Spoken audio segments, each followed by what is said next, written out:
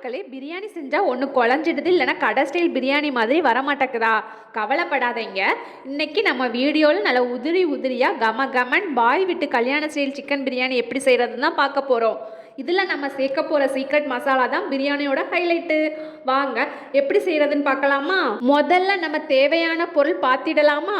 நீல வாக்கில் நறுக்கின 3 பெரிய வெங்காயம், இஞ்சி பூண்டு பேஸ்ட்டு ஃப்ரெஷ்ஷாக அரைக்க இஞ்சியும் பூண்டையும் கட் பண்ணி எடுத்திருக்கேன். 2 தக்காளியை நீல வாக்கில் நறுக்கி எடுத்திருக்கேன். கொத்தமல்லி புதினாவை பொடி பொடியாக நறுக்கி வச்சுருக்கேன். 2 பச்சை மிளகா. இன்னைக்கு நான் சிக்கன் பிரியாணி பண்ணுறதுக்கு 500 கிராம் சிக்கனை நல்லா கழுவி வாஷ் பண்ணி எடுத்திருக்கேன். அதுக்கு ஏற்ற மாதிரி 500 கிராம் பாஸ்மதி பிரியாணி அரிசியும் எடுத்திருக்கேன். அப்புறம் கூடவே 50 கிராம் நெய்யும் எடுத்துக்கோங்க. இப்போ நான் சீக்ரெட் மசாலா என்னன்னு சொல்ல போறேன், நோட் பண்ணிக்கோங்க. கொஞ்சோண்டு பெருஞ்சீரகம், பட்டை, கிராம்பு, ஏலக்காய், அப்புறம் ஜாதிபத்திரி, இது எல்லாத்தையும் ஒன்று சேர்த்து பவுடராக அரைச்சி எடுத்துக்கோங்க. இதுதான் நம்ம பிரியாணிக்கு பாய் கடை வாசனையை கொடுக்க போகுது. இப்போ நம்ம பிரியாணி பண்ண ஸ்டார்ட் பண்ணலாமா? இப்போ அடுப்பில் ஒரு பாத்திரத்தை வச்சுட்டு ஒரு 5 டீஸ்பூன் அளவு தேங்காய் எண்ணெய் ஊற்றிக்கோங்க. பிரியாணிக்கு தேங்காய் எண்ணெய் சூப்பர் டேஸ்ட் கொடுக்கும். கூடவே ஒரு 4 டீஸ்பூன் அளவு நெய் சேர்த்துக்கோங்க. எண்ணெய் சூடானதும் பிரியாணி இலை, பட்டை, கிராம்பு, மராட்டி முக்கு சேர்த்துட்டு நம்ம அரைச்சி வச்சிருந்த சீக்ரெட் மசாலா பவுடரையும் சேர்த்துக்கோங்க. இப்போது நம்ம நறுக்கி வச்சிருந்த வெங்காயம், பச்சை மிளகாவை சேர்த்து ஒரு 10 நிமிஷம் நல்லா வதக்கிக்கோங்க. பிரியாணிக்கு வெங்காயம் நல்லா லைட் ப்ரௌன் கலரில் வதங்கினா தான் அல்டிமேட் டேஸ்ட் கிடைக்கும். வெங்காயம் நல்லா வதங்கினதுக்கப்புறம் நம்ம கட் பண்ண தக்காளி, கொத்தமல்லி, புதினாவையும் சேர்த்து வதக்கிட்டு நம்ம அரைச்சி வச்சிருந்த இஞ்சி பூண்டு பேஸ்ட்டையும் சேர்த்து பச்சை வாசனை போகிறது வரை வதக்கிக்கோங்க. இப்போ நம்ம காரத்துக்கேற்ப 4 டீஸ்பூன் அளவு சக்தி பிரியாணி மசாலா சேர்த்து நல்லா கிளறி விடுங்க.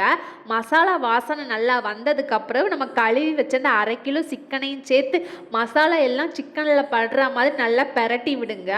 இப்போ ஒரு 600 மில்லி அளவு தண்ணி ஊற்றிட்டு தேவையான அளவு உப்பு சேர்த்துக்கோங்க. கொஞ்சோண்டு தயிர் சேர்த்து நல்லா கலந்து விடுங்க. கலந்து விட்டுட்டு ஒரு தட்டு போட்டு மூடி வைங்க. 15 நிமிஷம் நல்லா சிக்கன் வேகட்டும். 15 நிமிஷம் கழித்து தட்டை ஓப்பன் பண்ணி பாருங்கள். சிக்கன் பாதி அளவு வெந்திருக்கும். இந்த ஸ்டேஜில் நம்ம மறுபடியும் ஒரு 400 மில்லி அளவு தண்ணி சேர்த்து நல்லா கலக்கி விடுங்க. தண்ணி நல்லா கொதிச்சு வந்ததும் நம்ம கழுவி வச்சிருந்த 500 கிராம் பாஸ்மதி பிரியாணி அரிசியை சேர்த்துட்டு அரிசி உடையாதபடி நல்லா மெதுவாக கிளறி விடுங்க. இப்போ உப்பு செக் பண்ணி பார்த்துட்டு உப்பு தேவைப்பட்ட ஆட் பண்ணிக்கோங்க. மறுபடியும் தட்டு போட்டு ஒரு 20 நிமிஷம் நல்லா வேக வைங்க. இப்போ ஒரு 20 நிமிஷம் கழித்து தட்டை ஓப்பன் பண்ணி பாருங்கள். தண்ணியெலாம் ஓரளவுக்கு வற்றி வந்திருக்கும். இப்போ இந்த ஸ்டேஜில் நம்ம நெய்யில் வறுத்த முந்திரியை ஆட் பண்ணிவிட்டு மேலே ஒரு 5 டீஸ்பூன் அளவு நெய்யை ஊற்றி விட்டுட்டு அரிசிலாம் உடையாத மாதிரி மெதுவாக நெய்யெலாம் ஒன்று சேர்ற மாதிரி நல்லா கிளறி விடுங்க. கிளறி விட்டுட்டு அப்படியே பக்கத்தில் ஒரு அடுப்பில் தம் ரெடி பண்ணிக்கோங்க தோசைக்கல்லை வச்சு. இப்போ நம்ம பிரியாணி பண்ண பாத்திரத்தை தூக்கி அந்த தோசைக்கல்லை வைங்க. வச்சுட்டு ஒரு தட்டு போட்டு மூடி அதுக்கு மேலே ஒரு வெயிட்டான பாத்திரத்தை தூக்கி வச்சுக்கோங்க.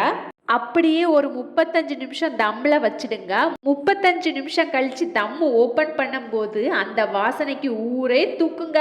பாருங்க அரிசி ஒன்றோடு ஒன்று ஒட்டாமல் எப்படி பூ மாதிரி உதிரியாக வந்திருக்குன்னு. இந்த சுட சுட பாய் விட்டு சிக்கன் பிரியாணியை வாழை இலையில் வச்சு கெட்டி தயிர் பச்சடியும் வச்சு அது கூட அவிச்ச முட்டையும் வச்சு சாப்பிட்டா டேஸ்ட்டு வேறு லெவலாக இருக்குங்க. பார்க்கும்போதே நாக்கில் எச்சு ஊறுதா? கண்டிப்பாக உங்கள் வீட்டில் செஞ்சு பாருங்கள். டேஸ்ட் எப்படி இருந்துச்சுன்னு மறக்காமல் கமெண்ட்ஸில் சொல்லுங்கள். இந்த வீடியோ உங்களுக்கு பிடிச்சிருந்தால் லைக் பட்டனை தட்டி விட்டு நம்ம வீட்டு vlog SM சேனலை சப்ஸ்கிரைப் பண்ணி சப்போர்ட் பண்ணுங்கள். அடுத்த ஒரு வீடியோவில் பார்க்கலாம். டாட்டா மக்களே.